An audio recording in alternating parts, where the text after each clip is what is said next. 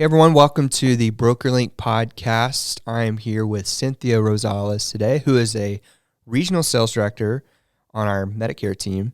And we're talking all about Medicare sales events today. So for those of you that don't know Cynthia, why don't you introduce yourself to the audience? Yeah, I'm Cynthia Rosales, and I've been in the Medicare field for about 28 years.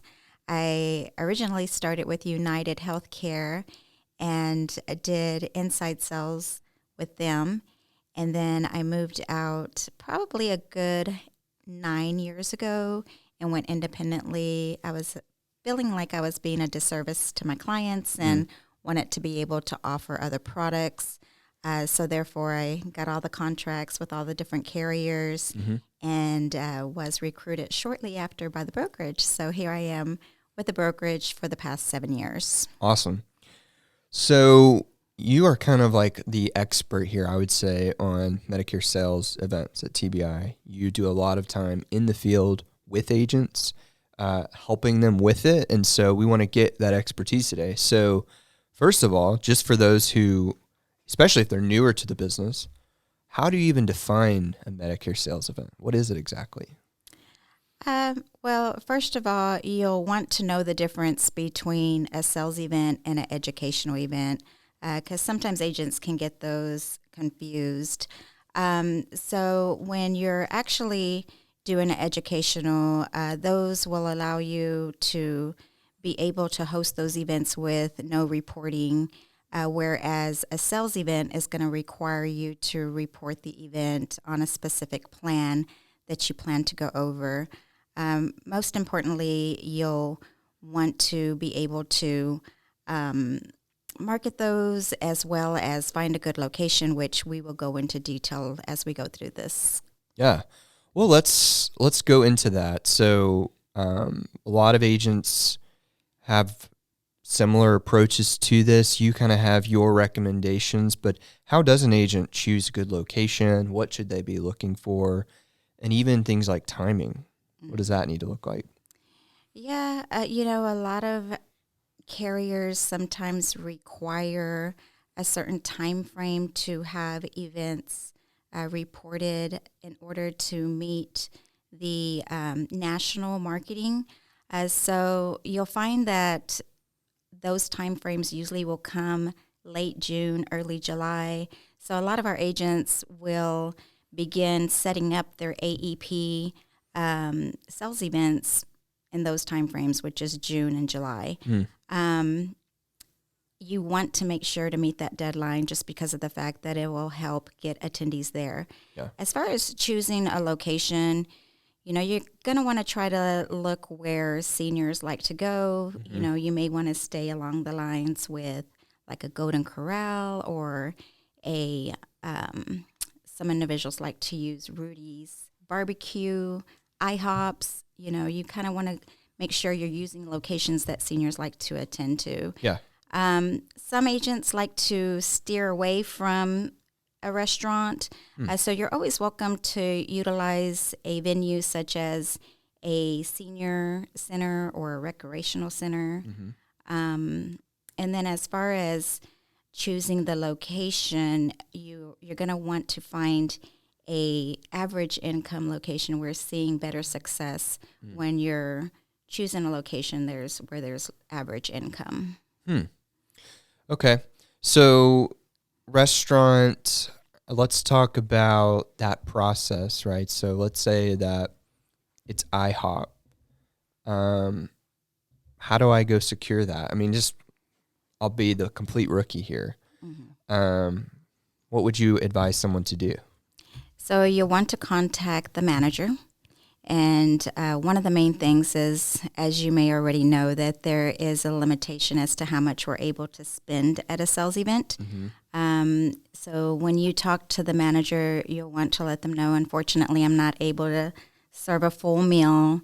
I can serve, pastries, coffee, tea, and we can definitely offer like a taco. The main thing is you can't offer a full meal, so like you can't necessarily do a sandwich and any sides with that. Yeah. So you want to make sure to communicate with that with the manager. so they kind of know the expectations. You want to secure a date. It's important to try to stay consistent. We find that, if you're kind of all over the place, choosing one month doing a Tuesday, the next month doing a Wednesday, those usually don't work. You want to, if you're going to do Tuesdays, do every other Tuesday or every first Tuesday of the month. Being consistent will start helping, the restaurant know and the staff know when you're there, as well as you're marketing to consumers, you're able to say, and you'll know right off the top of your head that I'm there every other Tuesday. Yeah. You're welcome to come join me there. Okay. So, what would you recommend, like, the average budget then needs to be? So, like, are you saying, like, the agent would kind of pay a flat fee to the restaurant to get those things, or is it like per person? How does that work usually? Yeah, every restaurant's different. Some restaurants will require kind of a fee to hold the spot. Sometimes it could be $50 to $100, but a lot of venues, as long as you're providing some type of drink and meal, well, not necessarily a meal, but a snack, they'll allow you to hold that spot. And the main thing is you want to make sure that you're staying under the $15 minimum per person. Per person. Okay. And you mentioned national marketing. For those, you mentioned like June, July, for those agents that are brand new, maybe just got their contracts, that usually comes from the broker manager, right? Right. For their region with that specific carrier. But every carrier does a little different. Maybe we talk just about United for a minute, but like, okay, I'm a new agent. This intrigues me. I think I want to do it. The advantage to national marketing is they are going to mail for you, correct? Right. Yeah.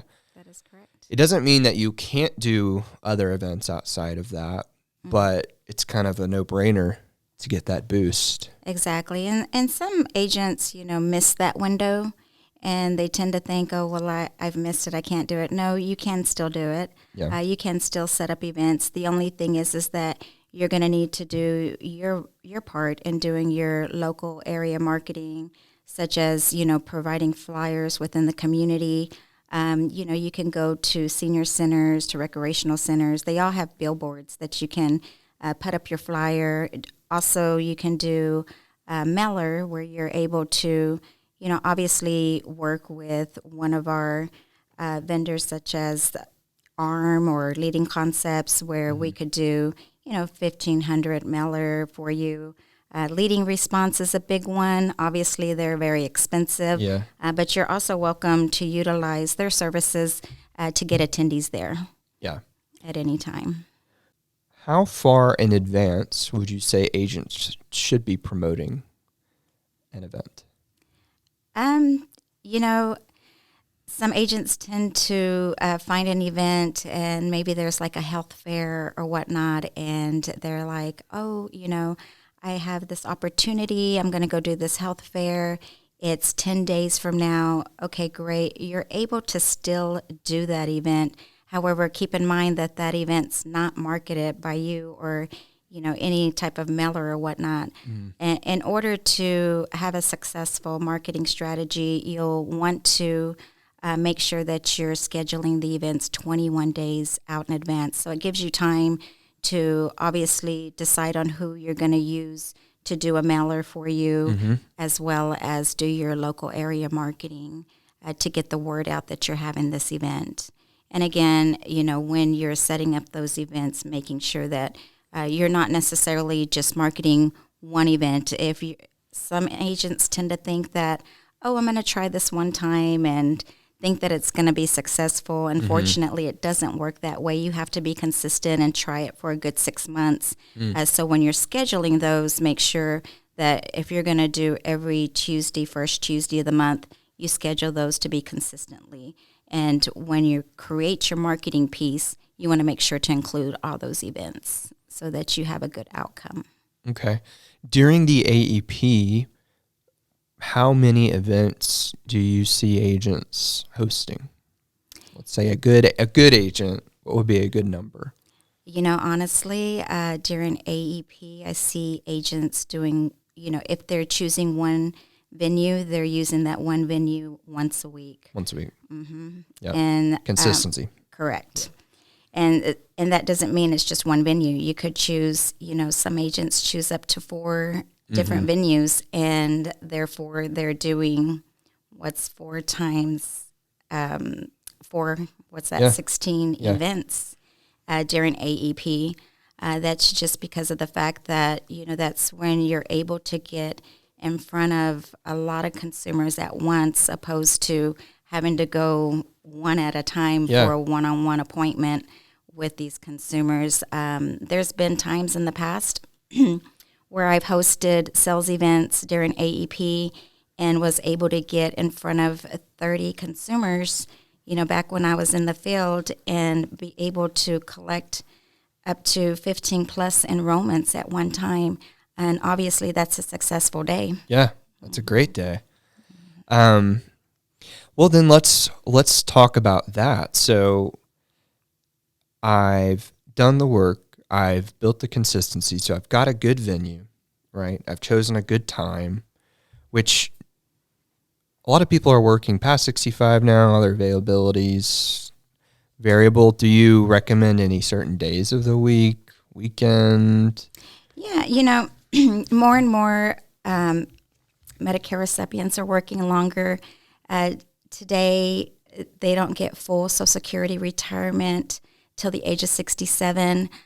So sometimes scheduling your events to be in the evening or weekends, sometimes we see a better outcome with those type of events. But during AEP, obviously you're having all ages come out. So you could also choose to do events during the day. The only thing is that being that you're not actually able to feed them a full meal, you want to stay away from breakfast and lunch times. And then on top of that, if you're choosing a restaurant, you want to make sure that you're going at a time that they're not as busy. So usually staying within the time frames of 10 a.m. or 2 p.m. are usually the best for an individual that's wanting to do an event during the week at daytime hours. I think that's a great advice, something to think about, right? Like, because if it's during the peak hours, it's going to be super loud and busy. The restaurant doesn't probably want to give up that seating because that's prime hours for them. But then also, like you said, the budget for you, the agent, if it's when they're really hungry, that could change your budget. That's great advice. So, okay, so I'm building the consistency. Let's say I'm an agent who's going to choose one place. It's all through AP. I'm going to do this once a week. Okay, great. I did my national marketing. I'm doing my own marketing. I am set up for success from that angle. Now, I'm going to be the senior. I've come to your meeting. Walk me through it. Yep, that's a great question there. Like, how do you set the vibe, set the stage for this? So one thing I failed to mention when you're choosing a venue, you're definitely going to want to try to choose a venue that has some type of private room or a small corner that you can, obviously do your presenting at. When you go to set up your event, you've turned in that event. You've turned in a specific plan that you're going to go over. Make sure to bring those plan booklets. It's always good to use something like United Healthcare Clarity Book that gives you guidance as to everything that you have to cover at a sales event. When you arrive at your venue, you're going to want to place a placemat like the enrollment kit, the clarity book. On top of that, put your lead card along with your business card and a pen so that they can take notes and fill out the lead card. You're going to want to set those up where you'd like them to sit, because if you're in a big location that seats like 30 people and you have about 10 RSVPs, you don't want them sitting all over the restaurant. you want to kind of gear them to sit all together so that, they can hear you. So placing those placemats with the plan booklets and the lead cards will help guide them as to where they need to sit so that they can sit close by each other so they can hear you. The first way you want to start, obviously, is introducing yourself, maybe tell a little bit about your experience, be a little personable. It's always important to let them know that they do have the lead card in front of them, and that is totally optional. They're not necessarily required to fill it out.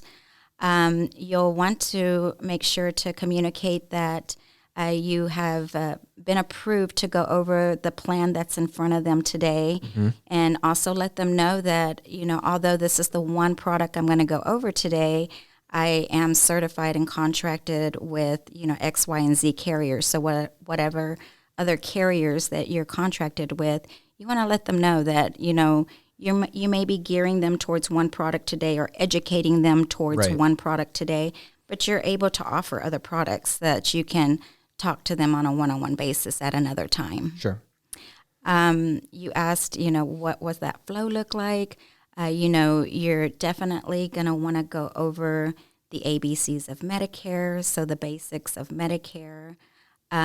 You'll then want to dive into the specific plan benefit information, such as the summary of benefits.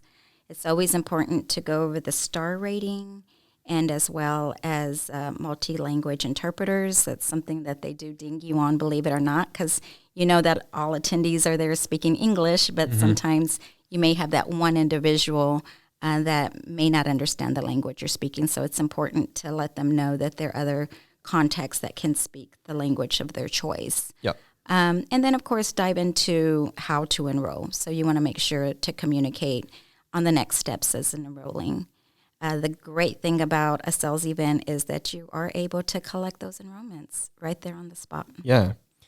So we're living in a sort of a hybrid, way of doing business now. A lot of agents are using Simply Enroll and the enrollment tools. But because this is an in-person event, of course, you're recommending bring the actual booklets. So do you ever have agents that they set the booklet there, that's what they're going through, but then maybe they'll sit down and do the enrollment with them on an e-application? Right. Yeah. To kind of keep them busy while they're waiting for you to do those enrollments, you may want to gear them towards going ahead and starting to fill it out so that when you get around to them, it's easy just for you to plug it all in and do the e-signature. That's great. That may be the best advice, actually, for everyone is like, if they would like to enroll, direct them to start doing it. Right. But then you can kind of go person to person and make sure it instantly goes in. Exactly. Because obviously the advantage there is it's instantly going to the carrier versus the potential waiting. And another good thing about sales events is you're not necessarily required to have a scope of appointment because they came to you and came to a scheduled event. However, it's good to just make sure that we do go ahead and do that scope of appointment at that time. Yeah. And you could use it as a walk-in basis. It's just good to have all the materials that you need when doing an enrollment. Yeah. Do you recommend like projector, PowerPoint? Is it better to just do it with the booklets? Any advice there? Yeah, it all depends on how many RSVPs you have.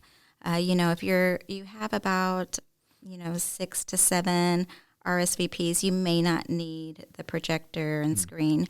But yes, if you are going to have a big attendance, which we would like you to have, so if you have any more than 14 to 20, you want to make sure to get a projector and a screen. And of course, if you ever need that, reach out to me. I know I'm here locally in the DFW, and I'll be happy to come join you if I'm able to, or provide that for you to use.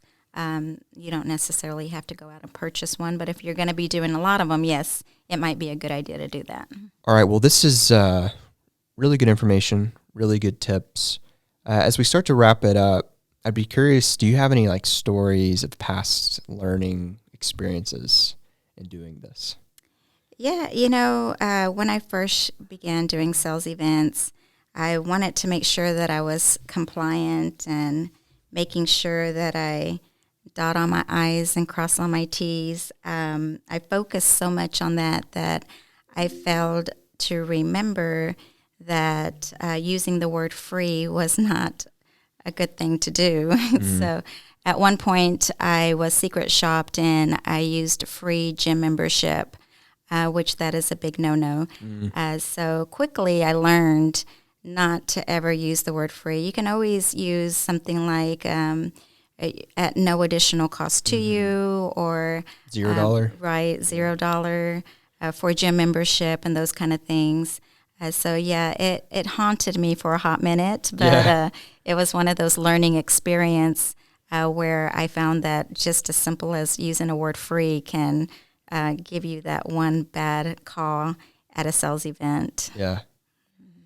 Yeah, if y'all don't know what she's talking about, there are these people called secret shoppers that will go in and spy on your event to make sure you're being compliant.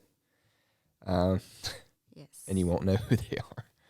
So, yeah, make sure you're being compliant. Well, Cynthia, this has been great information. Thank you for your time and your expertise. And anything you want to leave us with?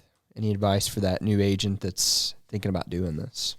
Yeah, one of the tips that I can give you is to always be confident in the product that you're offering. Consumers can feel the vibes if you're not confident. And there are going to be times that you may not have the answer, and that's okay. Sometimes there's scenarios that we just don't come across all the time. And just be honest and let them know, hey, that's a great question. Let me get an answer for you and get back to you. Yeah. And they're going to respect you for being honest and letting them know that you don't have the answer, but you can find it for them. Yeah. So always just make sure to be confident in your product. And one of the things that I learned is that sometimes I can speak very quickly. Like I try to ramble through the benefits, and sometimes that's a disadvantage. You want to make sure to talk slow and loud because, sometimes seniors can't hear you. So you want to make sure to do those things when you're presenting your products. Great tips. All right. Thank you. You're very welcome.